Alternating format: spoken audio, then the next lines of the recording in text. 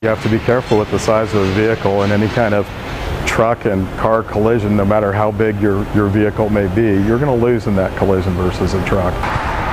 Semi-trucks, the biggest vehicles on the road, weighing some 80,000 pounds. Believe it or not, trucking companies and their drivers are also carrying the weight of many regulations. Tonight, we're looking at some of those rules and how they're keeping you and the truckers safe.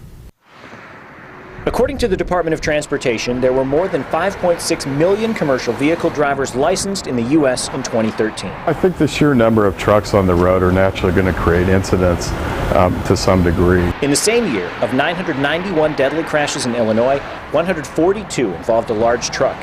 It's a number that's been on the rise since 2009. It would be beyond unreasonable for us not to consider the fact that mom and child in the van next to us are our responsibility to protect. Brad Adams is the Transportation and Safety Manager at G&D Integrated, a logistics company with a 450 truck fleet. What I try to stress to the drivers is how this impacts them personally, because it has to be personal in the start, safety. At G&D, safety begins before a driver gets behind the wheel, starting with their mechanics.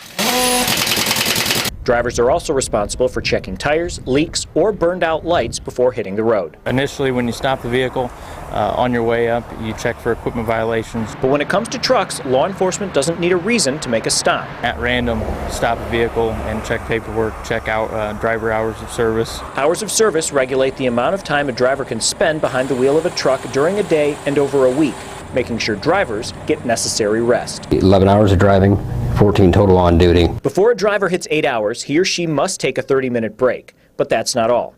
According to the Federal Motor Carrier Safety Administration, after 14 hours on duty, a driver must be off the road for 10 hours. And over an 8-day period, a driver cannot log more than 70 hours.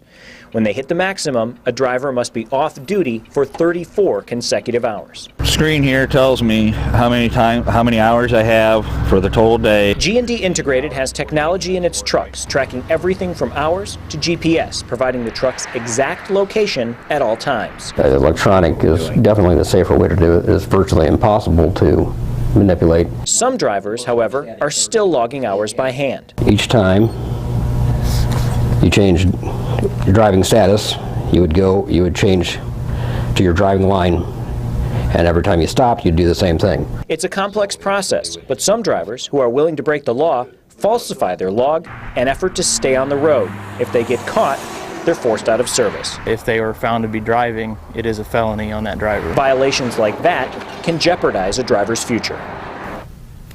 Now, another method that companies like G&D use is they put limits when it comes to the number of points a driver can accumulate on his or her license. Illinois